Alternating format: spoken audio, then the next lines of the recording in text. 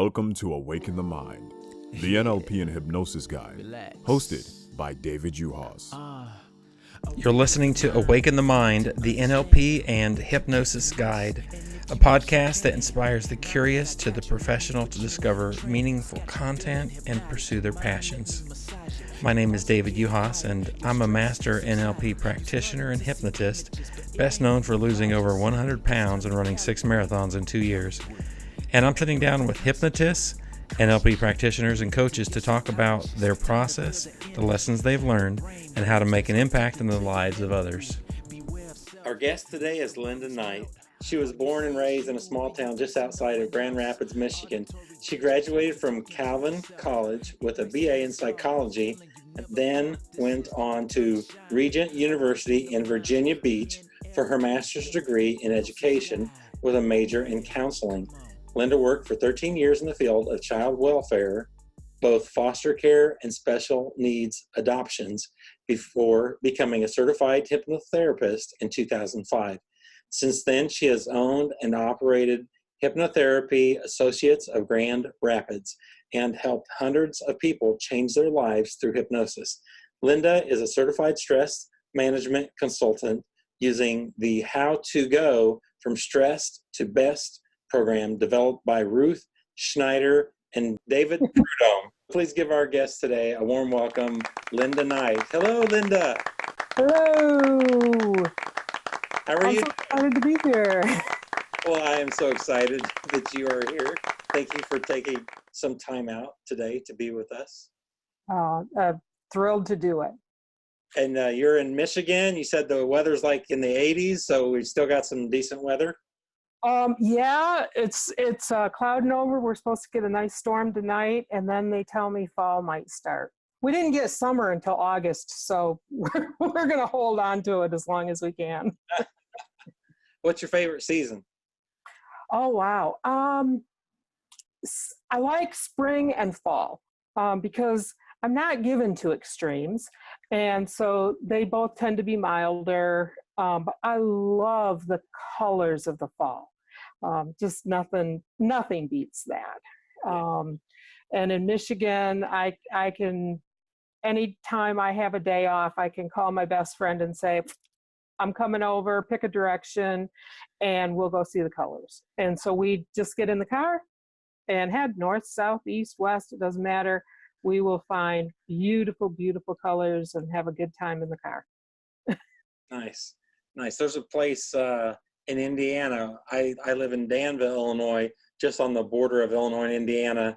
And it gets really hilly over in Indiana, especially southern Indiana. Just beautiful covered bridges. They have a big covered bridge festival. I just love fall. Well, then we'll have to plan a road trip down there sometime because we did Pennsylvania a couple years ago, and we're going to do, we've been talking about the mountains south of us. Yeah. Like the Blue Ridge Mountains or the Ozarks. Nice. Yeah. So you do general hypnotherapy. You specialize in smoking cessation, pain management, and stress management. Tell me a little bit about, well, I guess just first, our backstory is I met you originally at the Heartland Hypnosis Conference in 2018. Is that right? Yes, just last spring. Yeah. Yep. What was your presentation? Can you talk a little bit about that? Well, that presentation... that would have been 2019. It was just this spring.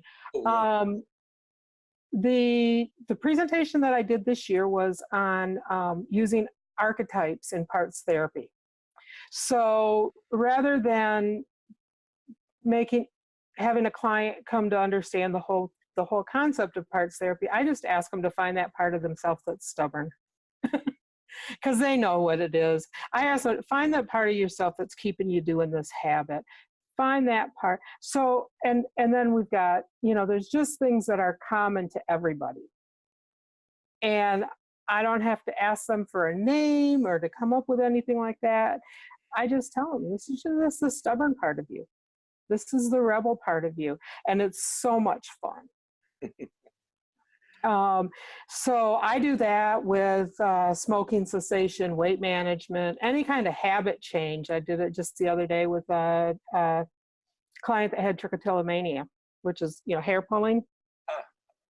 And I love saying that word. It's probably the best word that psychology has ever come up with to name a disorder.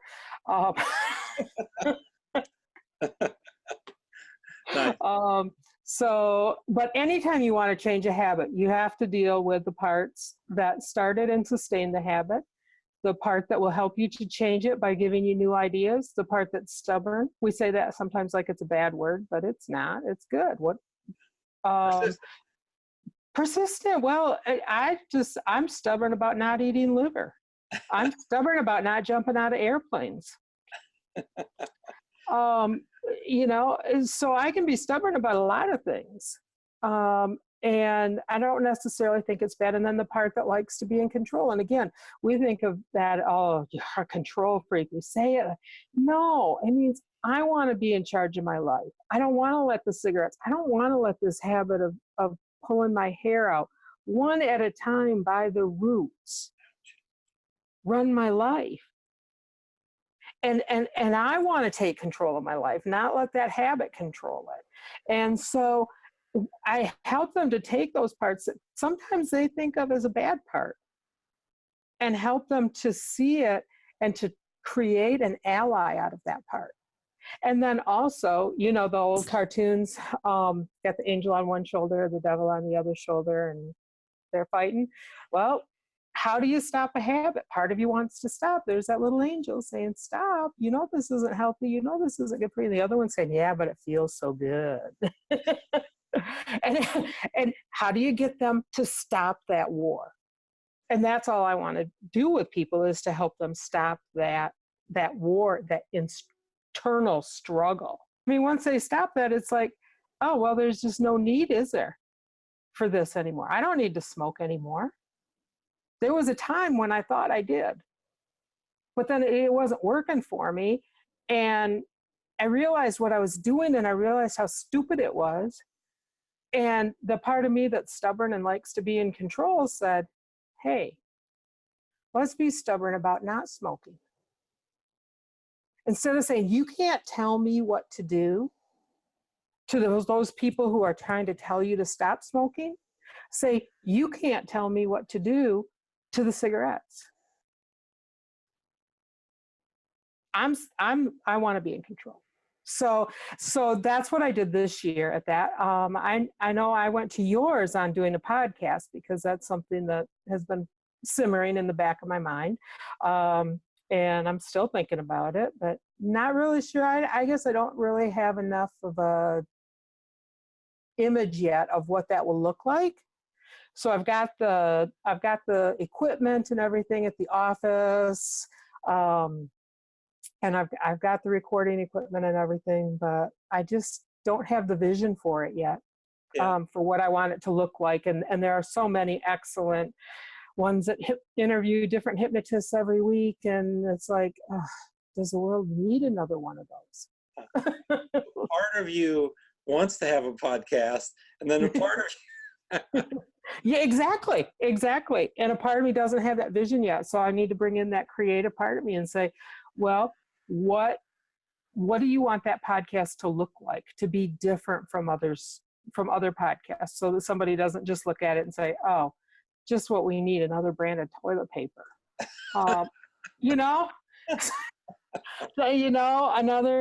Another interview type format. So I have some ideas, and I'm playing with them and running them off, and we'll see what happens. We'll see where it goes.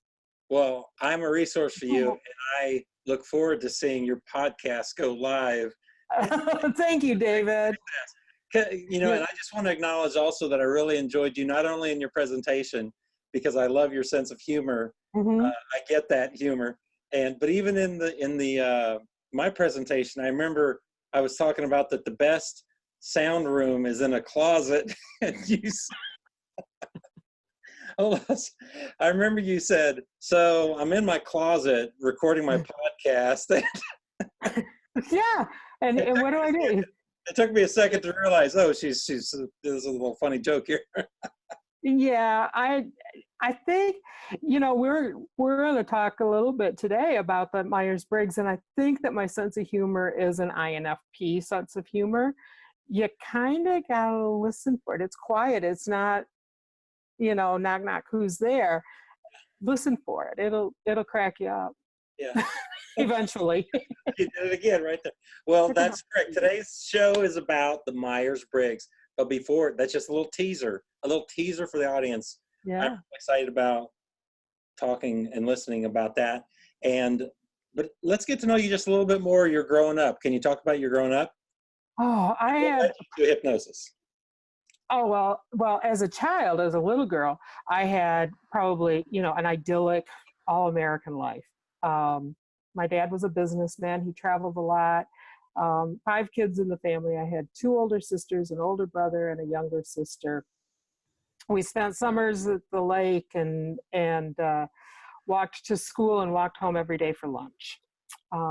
Couldn't get much more idyllic than that. I don't think that even exists anymore in our world today.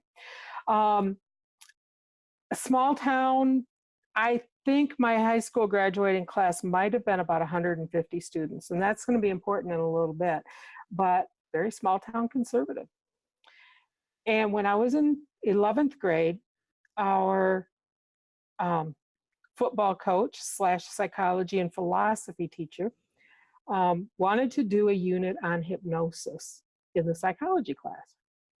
And he got us all to get a signed permission slip from our parents to undergo hypnosis via a guided imagery session, progressive relaxation. And so I was sitting in that class and he was doing this relaxation and I fell asleep. And I've always had this, I couldn't remember a time when I didn't have insomnia.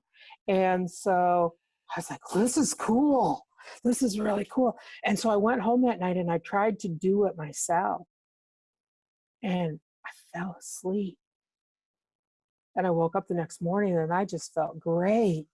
And after a while, I got used to it, so that every night when I was trying to go to sleep, I would do that, or I would sometimes it was to imagine a light filling me. Sometimes it was just to repeat a song over and over again, or an affirmation of some sort. But it always helped me to fall asleep no matter what I was doing. Okay, so that was my first introduction to hypnosis. And then I got really into like ESP and psychics and reincarnation. And then, when I was a child, I thought like a child. When I was growing up, I put away all those foolish things and went into the big world of social work and child abuse. Now, my dad said, how can anybody look at their own child and see either a punching bag or a sexual object? I don't know. And that's how I felt. How could you do that? And I had my eyes open. And I actually worked in child welfare longer than I said in that, because I started counting it up. I was actually in that field for 16 years, not 13. And I think I've probably seen pretty much every bad thing a person can do to a kid. And if I haven't, I really don't want to know what they're going to come up with next. But as part of my career doing special needs adoptions, I placed children from the foster care system into families from around the country, into families in Michigan. And I was placing a little boy, he's probably 10 years old, from Orange County, California, with a family in mid-Michigan. And the caseworker said to me, do they have any hypnotherapists there? Now, you have to understand, this is a town, Coopersville is a small town where I grew up. This is a town where it's welcome, come back again on the same side. Same sign, you know what I mean? If you blink, you'll miss it. And I'm like, oh, what? I never heard of a hypnotherapist. And She said, yeah, she said, we've been finding out here, that's pretty much all we're using now for kids in the system, because they're able to treat attachment disorders so much more effectively with the use of hypnosis than anything else we've ever tried. And I was like, wow, I have to find out more about that. And it wasn't too long after that burnout just got to me. It was about the time I was going through my divorce. So I was burning out in every area of my life. And so I decided to hightail it out of Michigan for a little while, and took 5 weeks to go out to New Mexico and become a hypnotherapist. So it was a 5-week, 250 hours. It was 10 hours a day, 5 days a week, plus your reading and practice work outside of class, to get certified. So I felt really good. I wanted a program that was really intensive, but also really covered a lot. And they covered, standard hypnosis. They covered regressions and timelines and NLP. And it was just very, very broad-based, excellent training. Nice. Came back to Michigan and have spent the last 15 years helping people quit smoking and stop believing that if they go into a hypnotic trance, they're somehow going to be possessed by the devil. I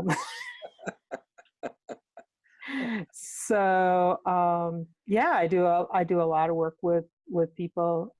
Find that my own faith background, that it amazes me. People think, oh, that's probably a liability in this field. And I'm like, heck no. People choose me because I'm a Christian. People choose me because they know that they can trust me, because I went to Calvin. And I can't have any crazy ideas if I went to Calvin. You're just not allowed. They don't allow craziness. There's Calvinists. Strong. So, right, here's a joke coming. You can tell. I can see it in your smile. Right? But no, literally, they will say, that's why I chose you out of the other choices that I had, which there aren't a whole lot of other choices, really. But interestingly enough, so one day in 2000, I want to say 2008, 2009, something like that, few years after I was certified as a hypnotist, I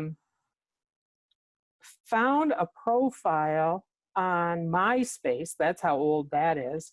You remember MySpace? And found a profile of a gentleman that I went to high school with. And I thought, oh, that would be interesting to connect with him. Guess what? What? He's a hypnotherapist. So out of my small, tiny little graduating class, with 2 of us now that have chosen hypnosis as a wonderful way to help people to make changes in their lives. And so we were able to reconnect, and he did some work with me, and I did some work with him, and we had a lot of fun. And it's just so cool because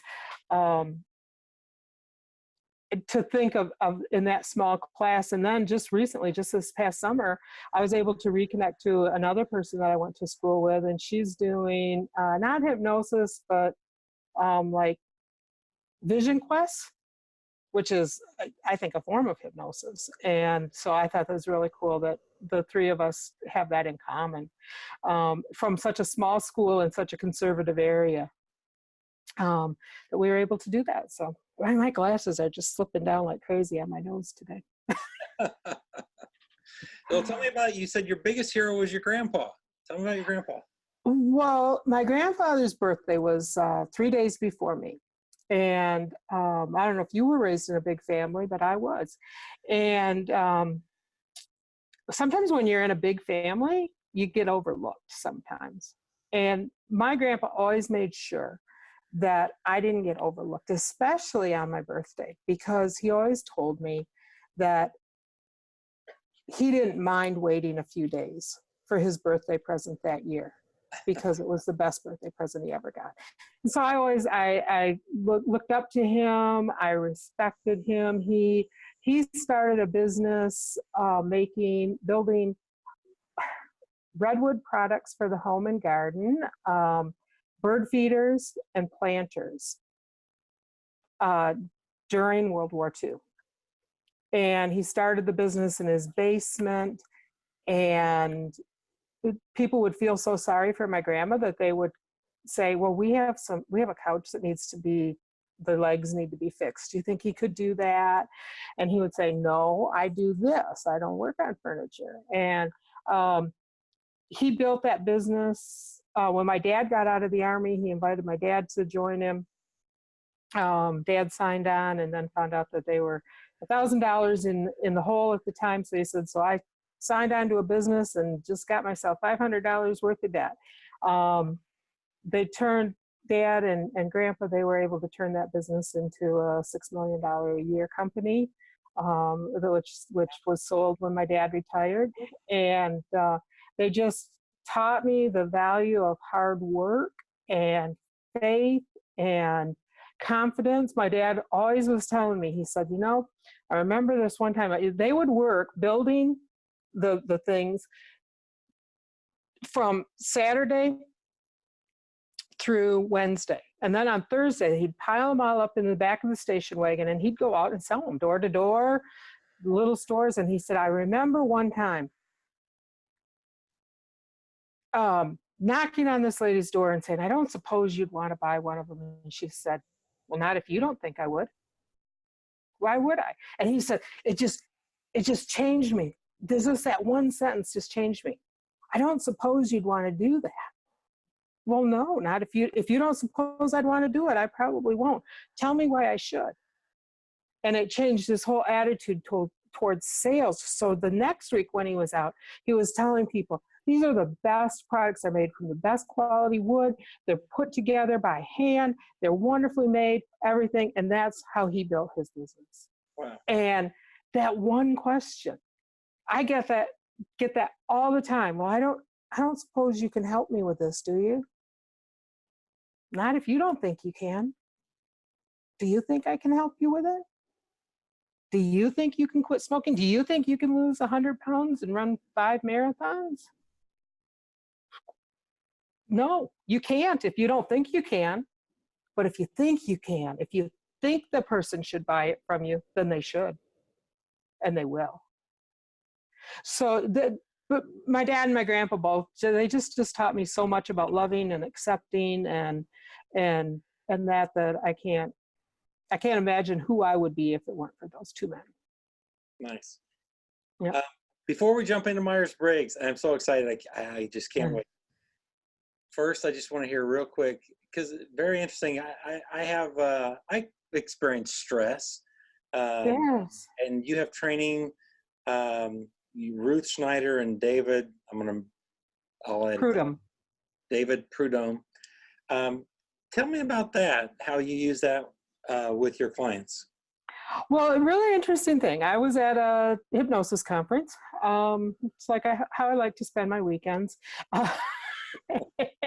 And they had this how to go from stress to best. It was in the vendors table. It was on the schedule. And I thought, oh, that sounds interesting. Oh, yeah, they actually use the Myers-Briggs for that. Oh, even more interesting, because I've just loved this tool ever since I was first introduced to it back in the early 80s.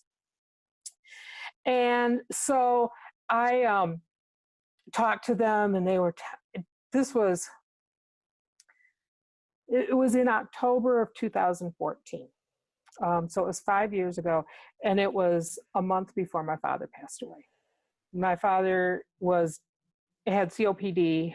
He smoked for 60 years. And as part of the COPD, as that disease progresses, the lack of oxygen to the brain kind of starts up the symptoms of dementia. And my dad had for a week been fighting with me about the remote control for his TV, that he couldn't put in his password, which he didn't need, because it didn't have capital numbers.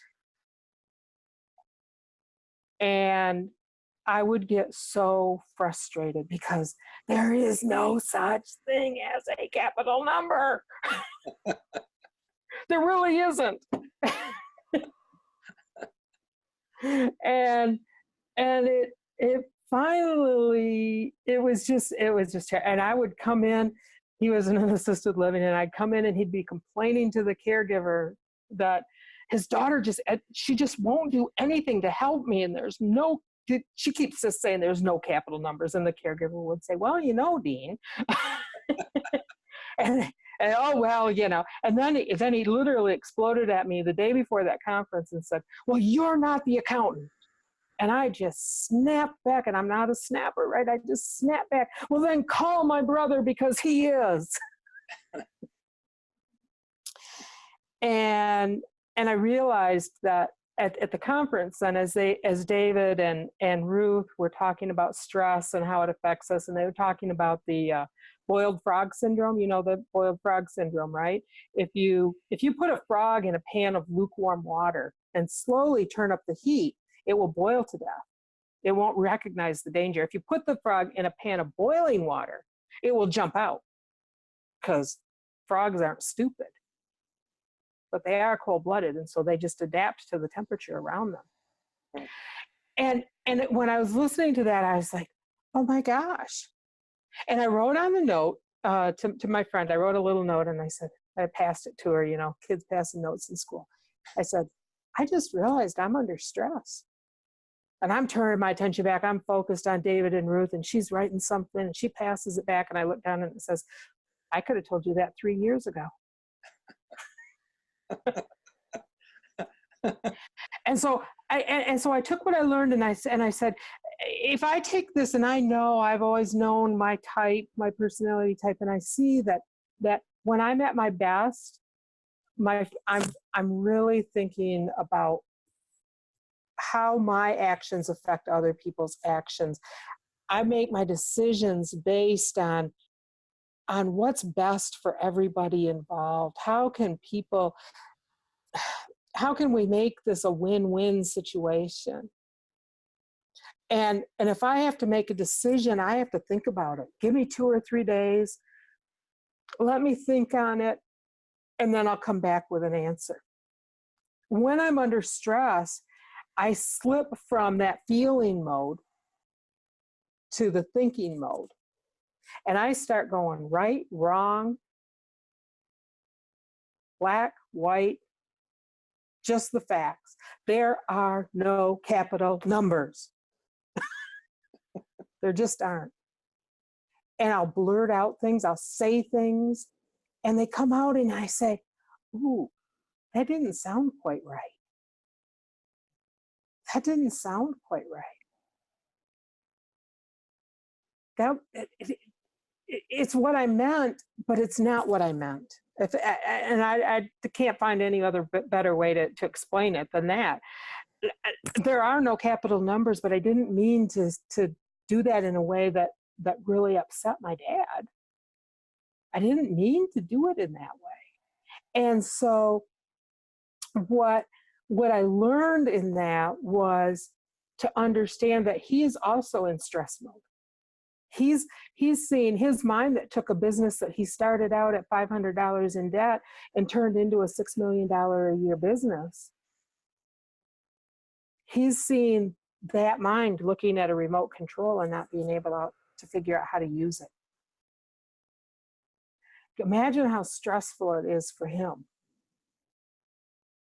And he's going to express it the only way he knows how, through numbers and through the details. And so you kind of want to make sure that you can then move that person back into a better mode of functioning. I can do it myself now. I know that the first thing I have to do is turn off my body's supply of adrenaline and cortisol. Take a few deep breaths. That's a universal signal to our brain that there's nothing about to harm us. Heave a sigh of relief. Take a deep breath. And doing that causes our brain to turn off the production of adrenaline and cortisol and turn on the production of endorphins. It relaxes us. They're told count to 10. Take a few deep breaths.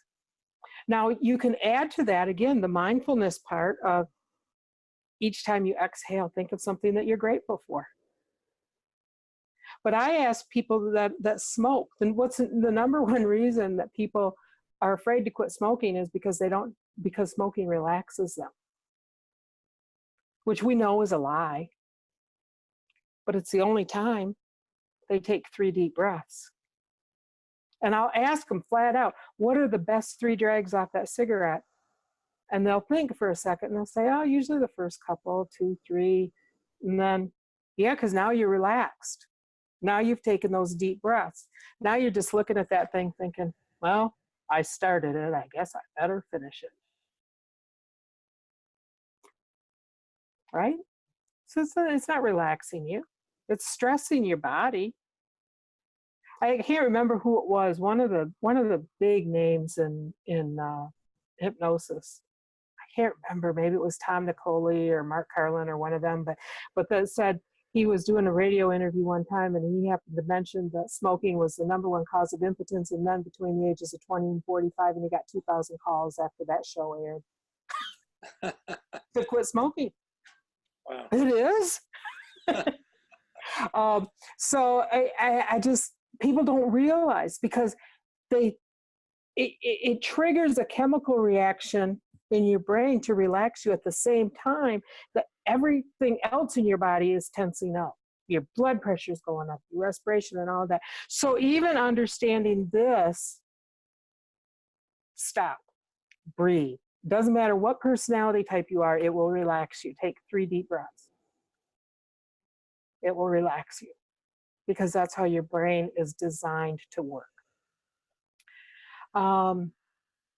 So unfortunately, my father passed away about a month after that conference, but our relationship during the last month changed very subtly, because I was able to keep myself in my best mode, even when he was not in his best mode, because I could remember it.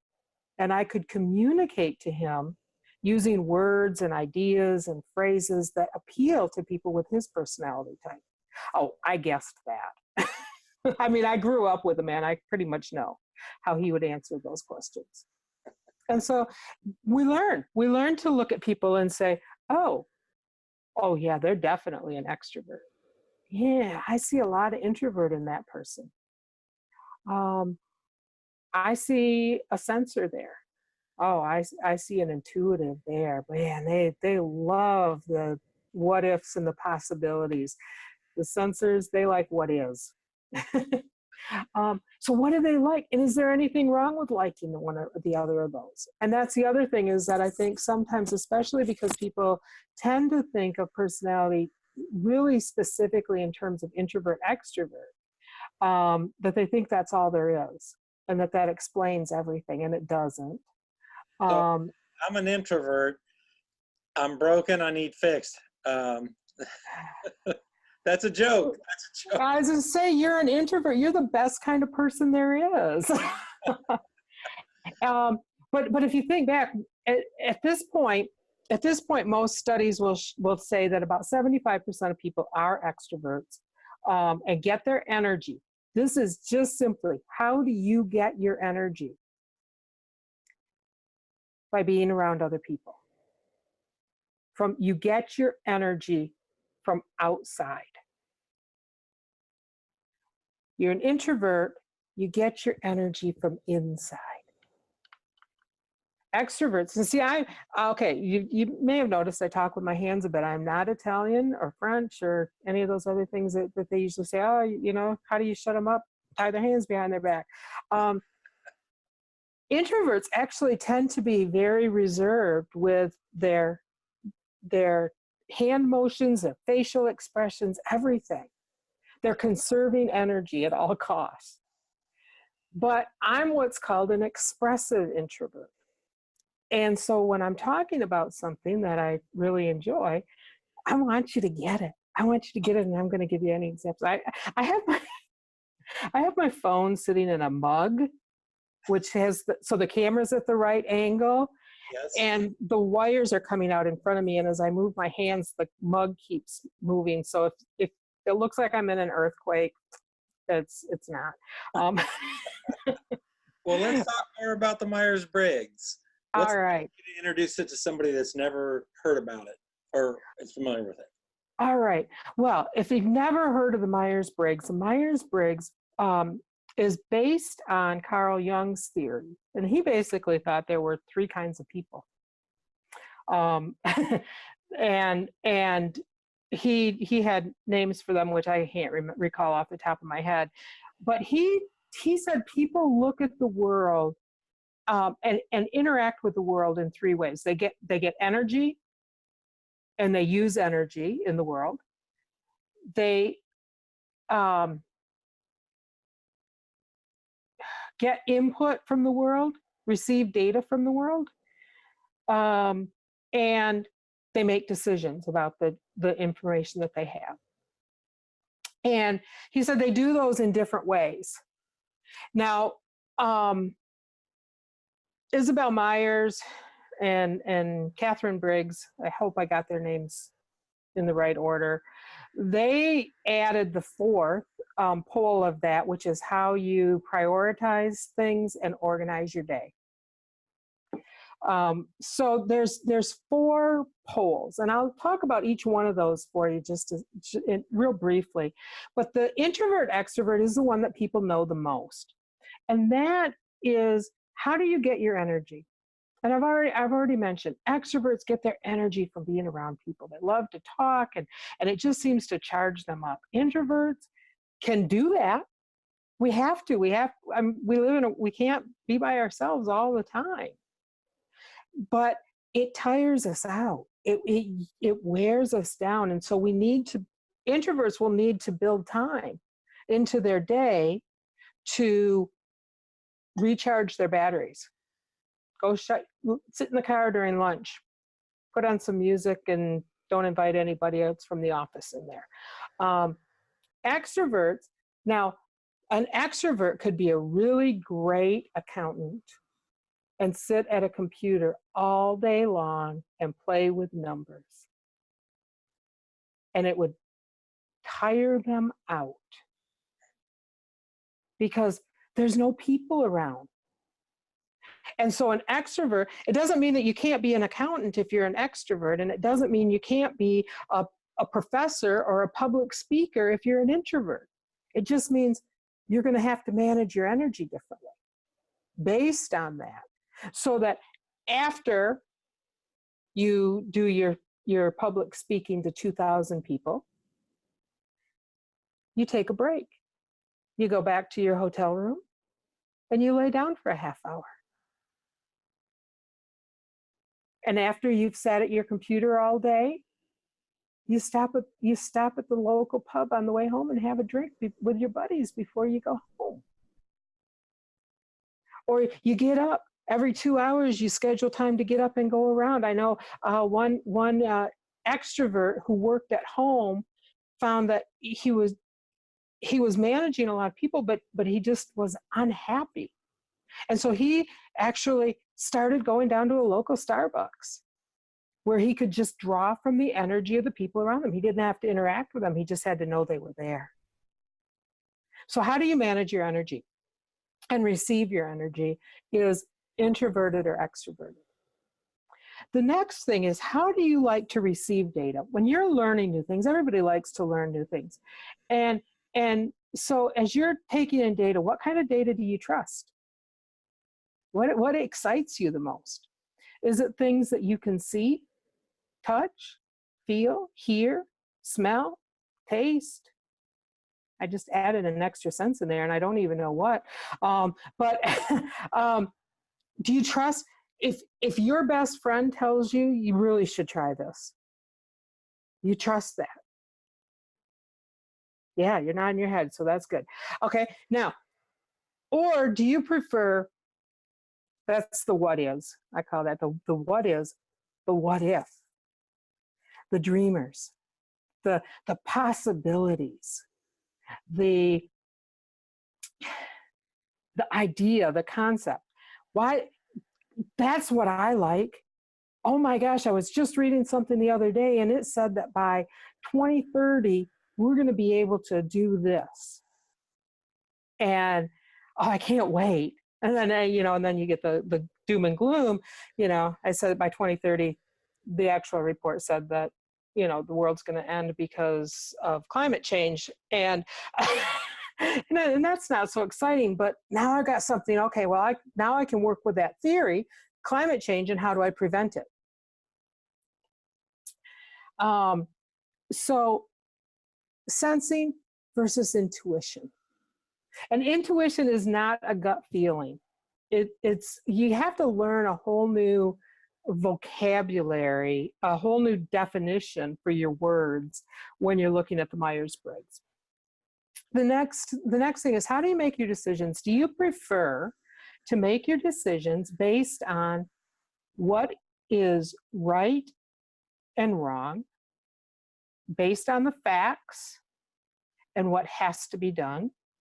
Or do you prefer to base your decisions more on relationships and how that decision is going to impact the people around you?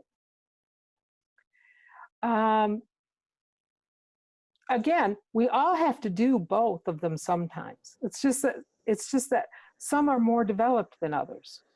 Okay, so on a standard Myers-Briggs, that's probably the one of mine that's the most balanced, in that I tend to have about 60% in the feeling range, if I look at those questions as to what I prefer, and 40% in the thinking range. And so I really can look at both sides of that and say, they're both really good ways to make decisions. But there's a good way,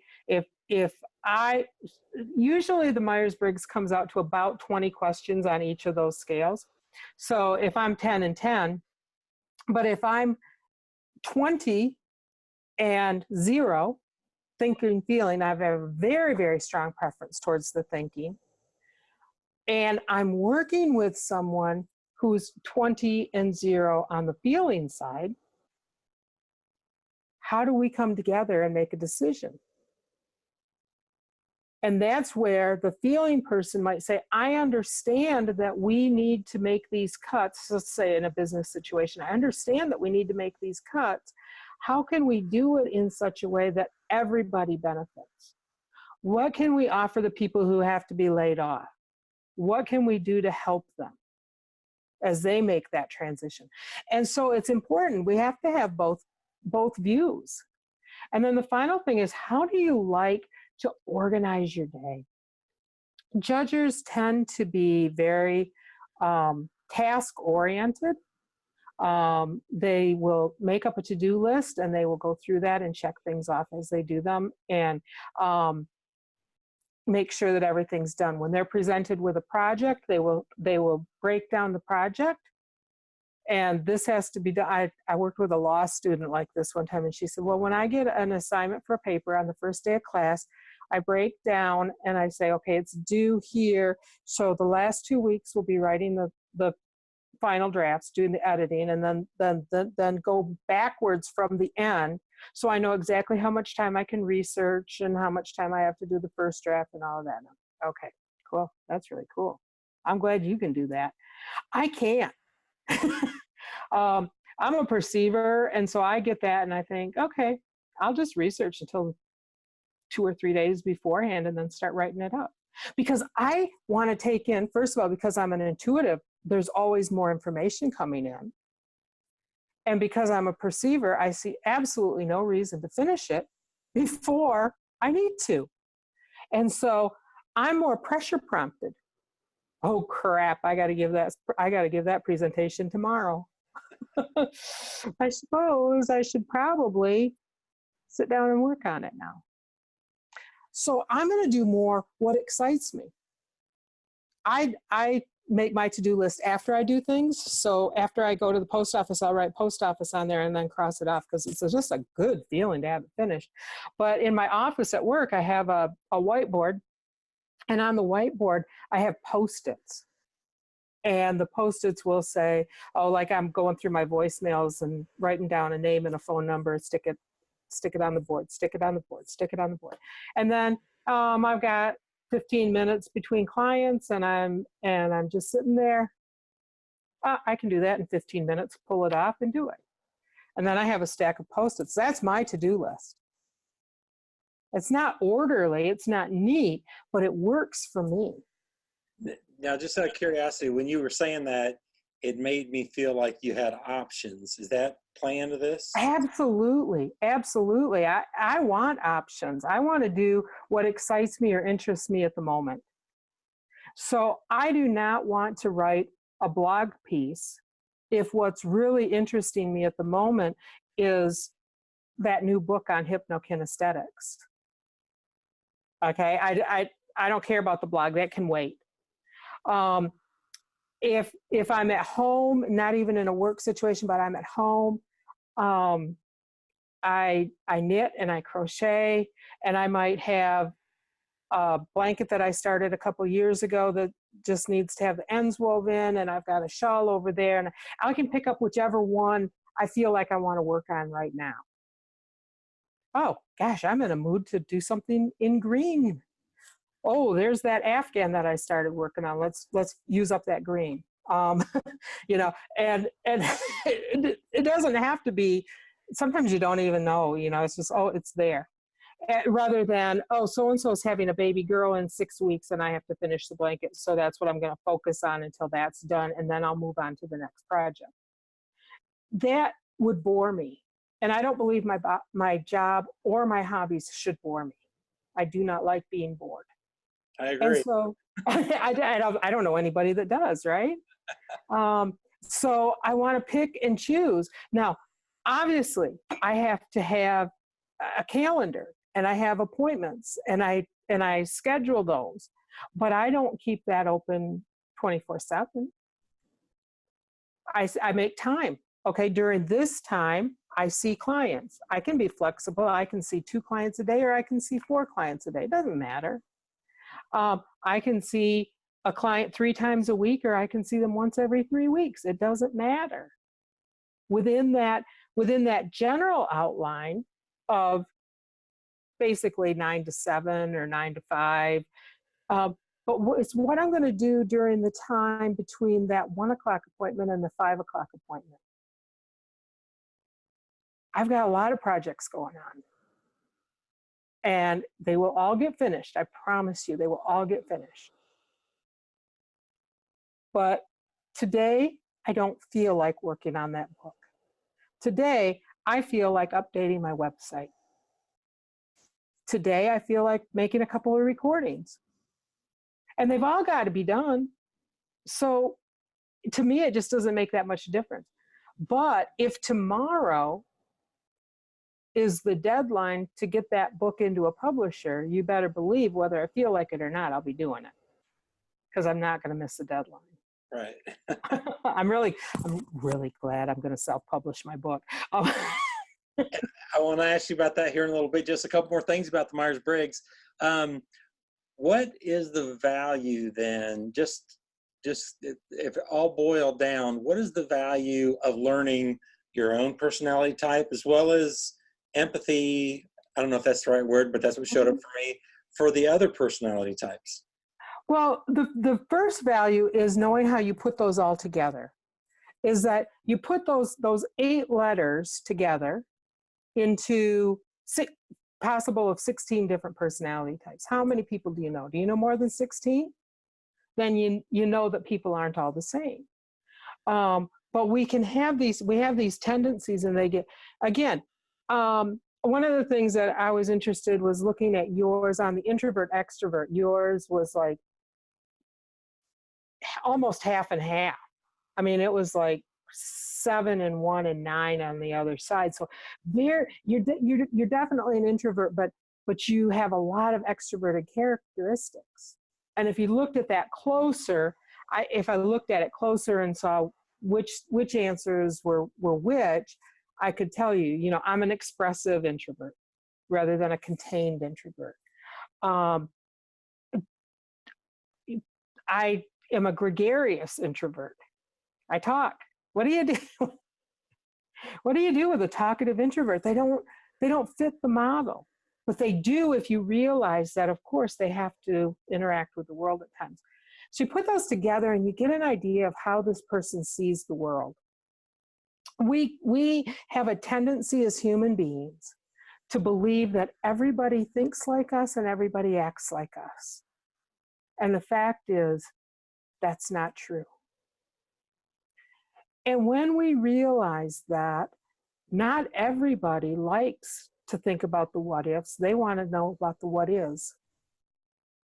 Not everybody wants to think about the relationships, they want to focus on what's right and wrong.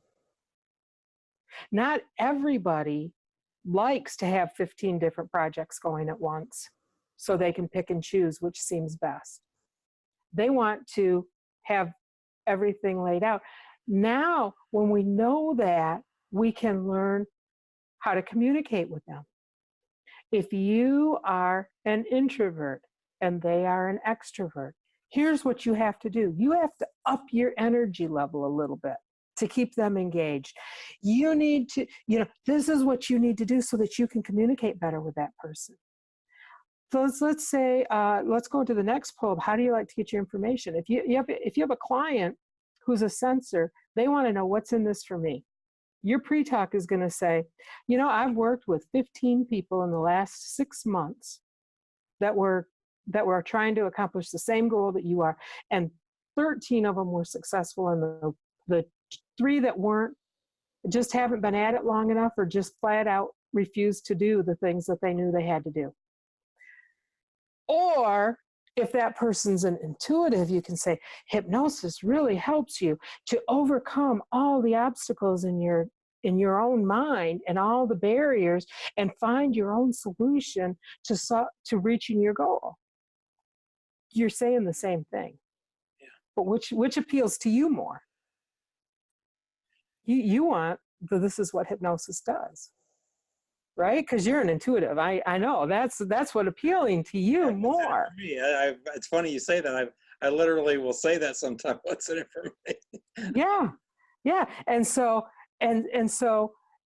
understand that when we're under stress, everything switches around. Yeah. So intuitives become more, just give me the facts, more detail, or they'll get stuck on one detail. Well, I know, but yada, yada, yada, yada. And they get stuck on that one fact. Sensors, they all of a sudden, they can't see a single tree because the forest is so big.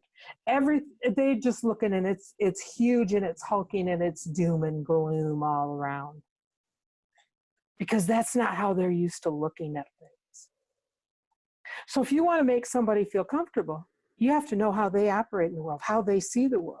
And the other thing is you need to remove the judgment from that. Like I said, this is a preference. Some people are left-handed, some people are right-handed.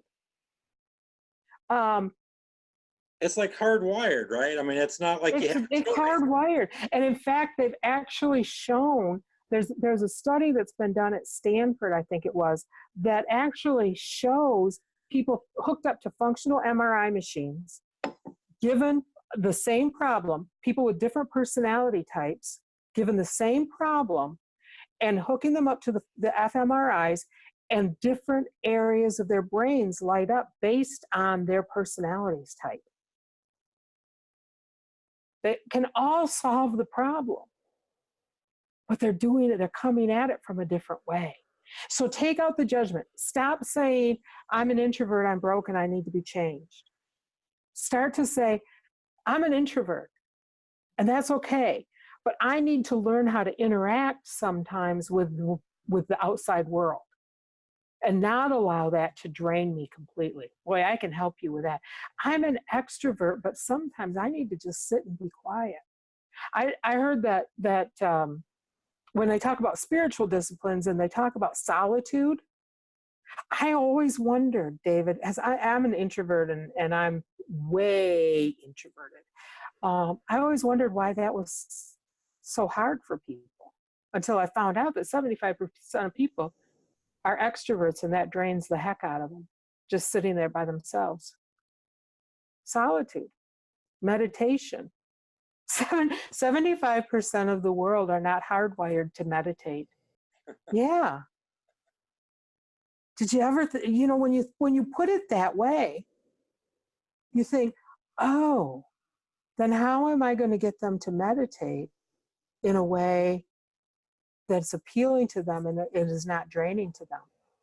And so to me, it's all about communication. If you know a person's personality type, I can go through these and I can say these are words that they like.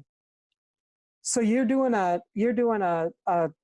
hypnosis session with somebody, and the ESFJ, that's the page I turn to in the book, they're going to love it if your hypnosis session includes words like, you're going to love this. That's perfect. Let's do it. Wow. Okay. Yes, you can. They're going to love that. But I'm going to flip the page again here, and an INFP is going to love words like, just feel that peace and appreciate. Don't you think the world should be more like this? Let's focus on our values. Maybe we can come to a win-win solution. You see how that's not going to appeal to an ESFT, but it's going to, I'm loving it. What's that book that you've got? I'm curious. This is one of David and Ruth's books. They have a whole series of books. This is called How to Work More Effectively with All 16 Personality Types. They have 2 trainings that they do. How to shift from stress to best, and how live and work in harmony with all 16 personality types. And then they have books. They have a script book. So if you've gone through this with somebody, and you've gone through the test and you've explained what it means and they see themselves in it, then you can do a script that reinforces all of that. Now that you're learning this about yourself, you realize, and you can do that. They have this one. I like this one because it does have pages as if you're introverted and they're introverted, how do you keep the conversation going in your office? Yeah. If you're introverted and they're extroverted, how do you keep the conversation on track? If you're intuitive and they're intuitive, how do you get to the details of the change work when both of you are really much more interested in the concepts and the ideas and the theories? So it really helps you to, first of all, bring out your weaker side. Again, left-handed or right-handed. I'm left-handed. If I broke my left arm, I would be able to write my name and do simple things with my right hand. But I wouldn't like it. And the minute that sling came off or that cast came off, I would go back to my right hand. To be comfortable in both poles on those different things, even, and I remember you sent me your thing that said I'm an INFP, and you seem to think that description that I sent you probably fits you pretty well. But I said, you're really close on the E and I scale. Let me send you an ENFP profile. What did you notice was different in those two? Just changing just one letter. I don't remember specifically, but I do remember just like it felt like a night and day difference. And I identify with both of them actually a little bit. Yeah.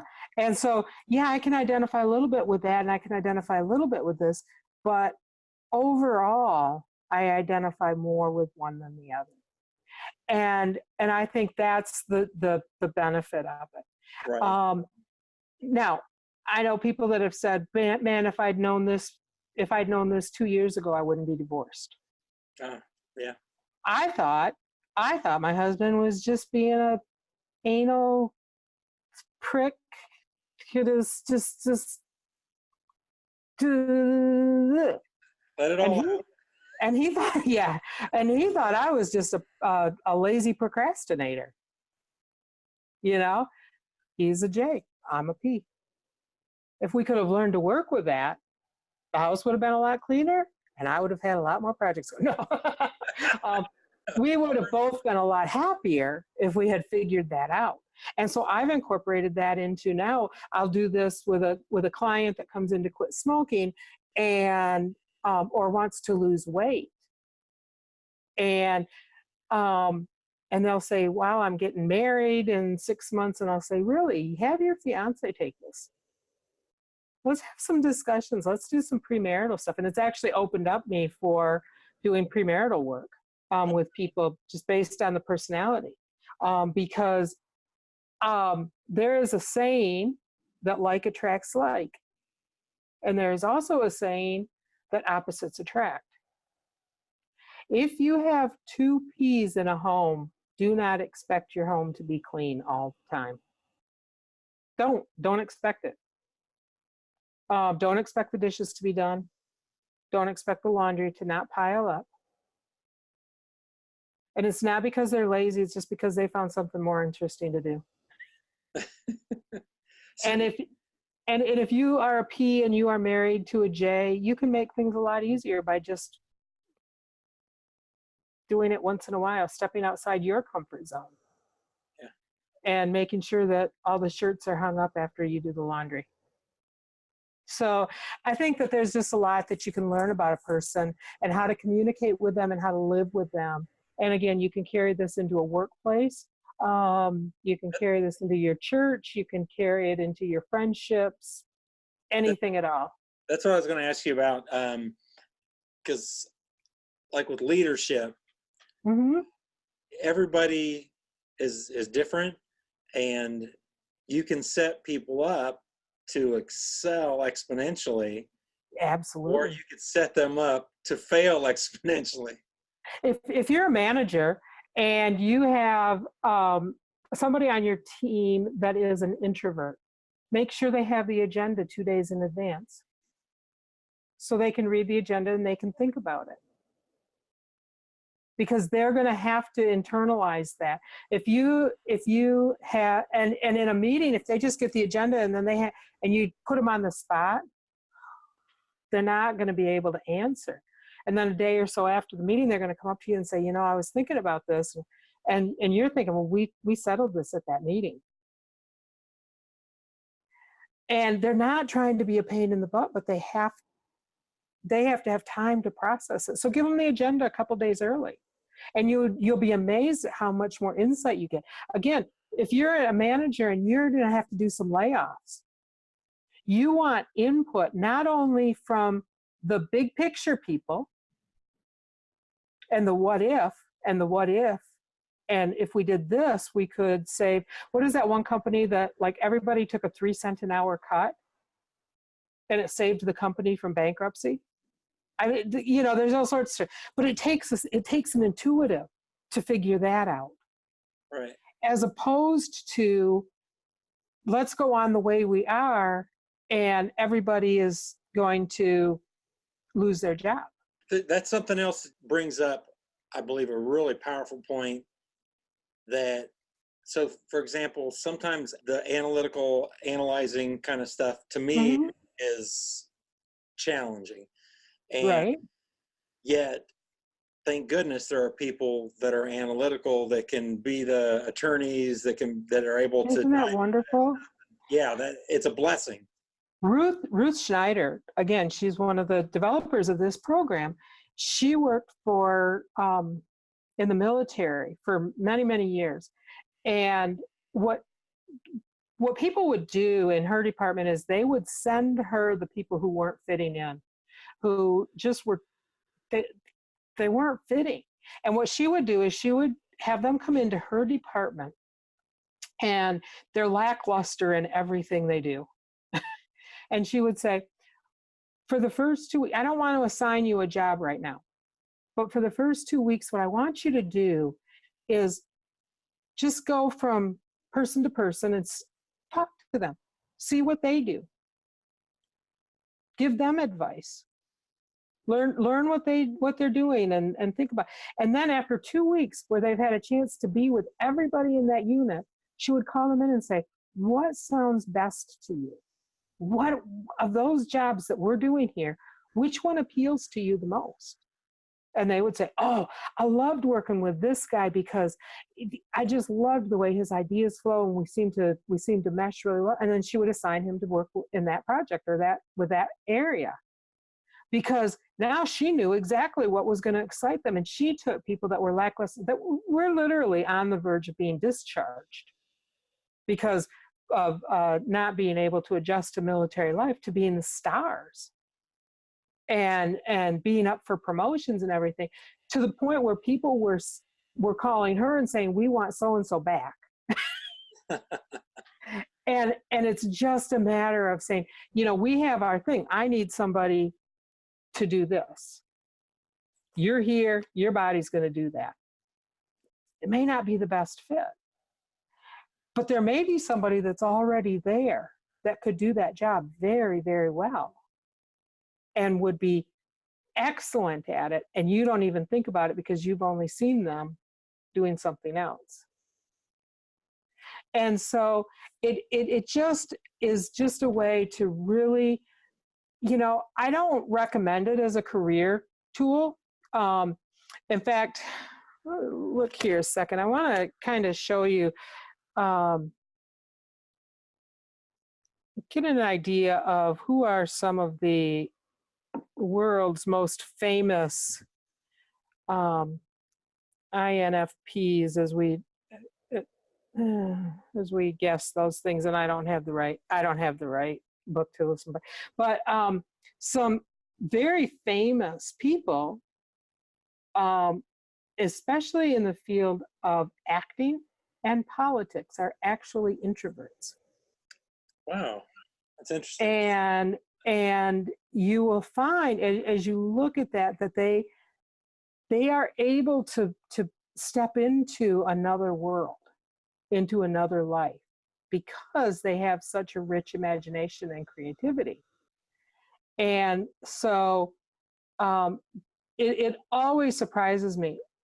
No, it doesn't. Mr. Rogers is probably the most famous INFP ever. He is the ideal INFP. When I grow up, I want to be Mr. Rogers. Except that I can't sing. See, he's got different talents than me. He's the same personality type as I am. You're the same personality type as I am, and I have absolutely no desire to run marathons. And you probably don't really want to knit. I don't know. Maybe you do. But I bet you're happier building a swimming pool. Absolutely. Right. Well, share with me about your book. You're writing a book?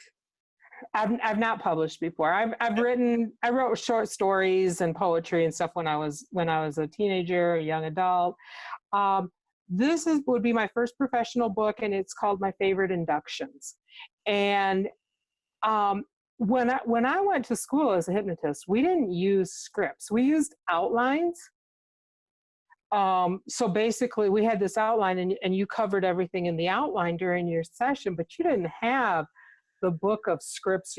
Does anybody have a script for, over blinking or teaching you how to cut your hair straight, or I don't know. It's amazing to me what people want scripts for. I'm like, no, because we learn processes. But when I got into the world and saw that a lot of people like scripts, every book of scripts that I ever look at, each script will say, start with your favorite induction.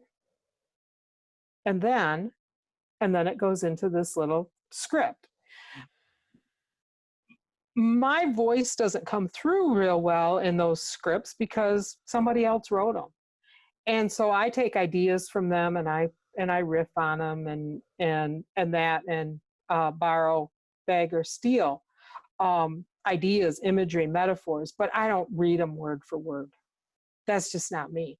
But I was always amazed by the idea of, start with your favorite induction. And I started thinking, well, what is my favorite induction? When I was in school, we learned rapid inductions. We learned the hand drop induction and the pendulum induction, and that. We didn't do progressive relaxations. When I got into the world, what I found is that a lot of people want the slow progressive relaxation induction. And so I set a challenge for myself to how many things can I make into a hypnotic induction?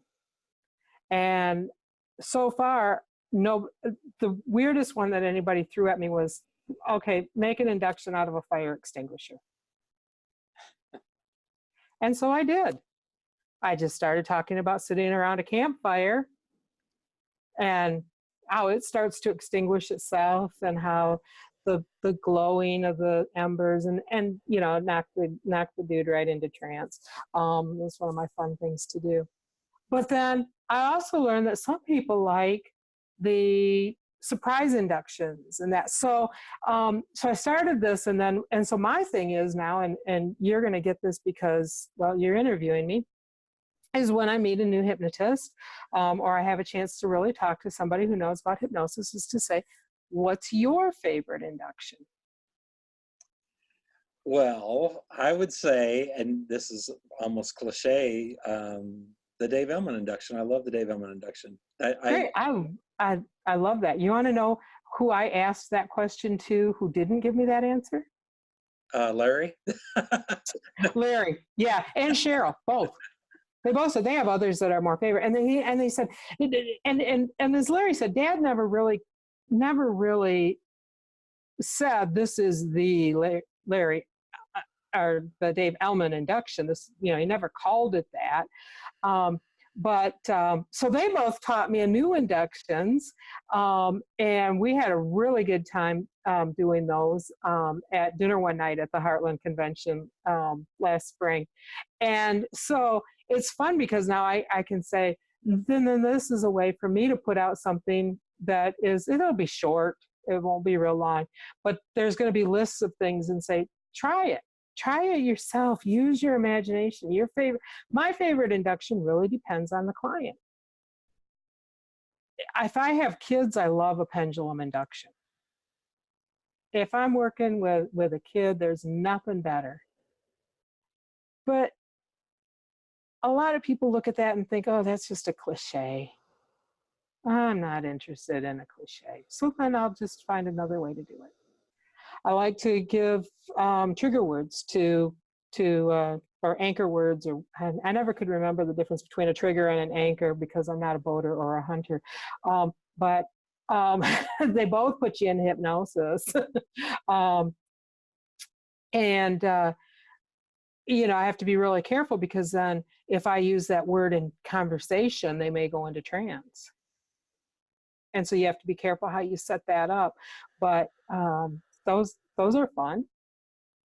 And my best friend and I, we make them up. We say they're not for going into trance. Therefore, my best friend's son has autism.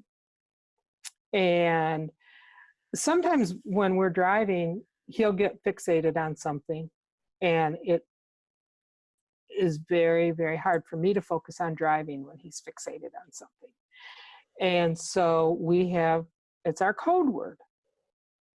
We just say, you know, I haven't seen any red cars lately.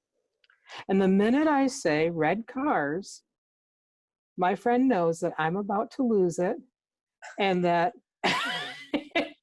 and that we need to somehow get that conversation changed. Even if it's just to say, hey, Garrett, why don't you just look out the window and tell me, count the red cars. Okay, he's happy. And it changes his state. It changes his focus and his attention. So those things can be very, very, everybody's got little key things like that. Just, you know, that's our code. It's our code. And that's really what a hypnotic trigger is. And an induction can be that. Well, I'm looking forward to reading your book when it comes. All right. I'll list your name under the Dave Ellman. All right. Yeah. And I'm fairly new in the hypnosis world, just the last couple of years. And so I'm learning more and more. There is another one was really cool.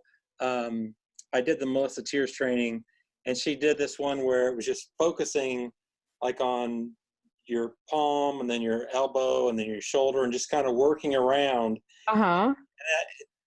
We practice on each other, and I had a really nice experience with that. It was just very relaxing for me. So that's Yeah. that I'll And use. there's a lot of variations on that. And some people, the other thing is, most inductions can be used as deepeners, and most deepeners can be used as inductions.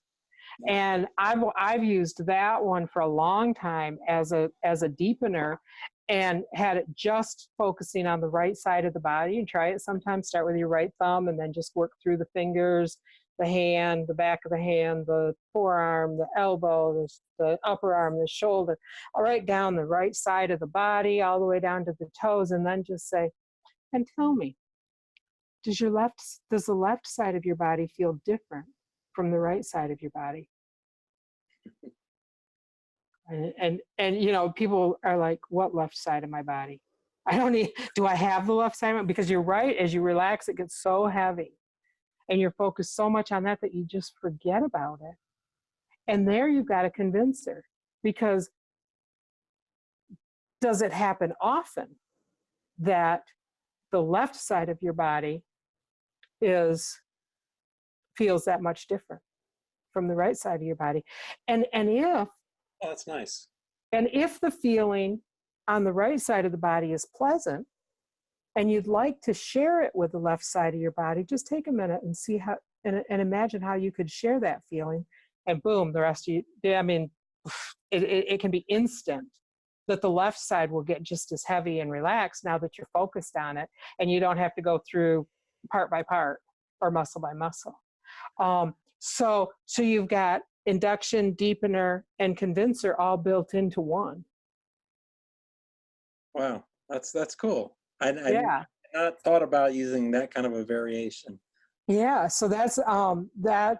And again, we learn so much from other hypnotists and other books, and it's all shared. I doubt that there's going to be anything in there that in my book that is going to be, oh my gosh, I've never seen an induction like this before.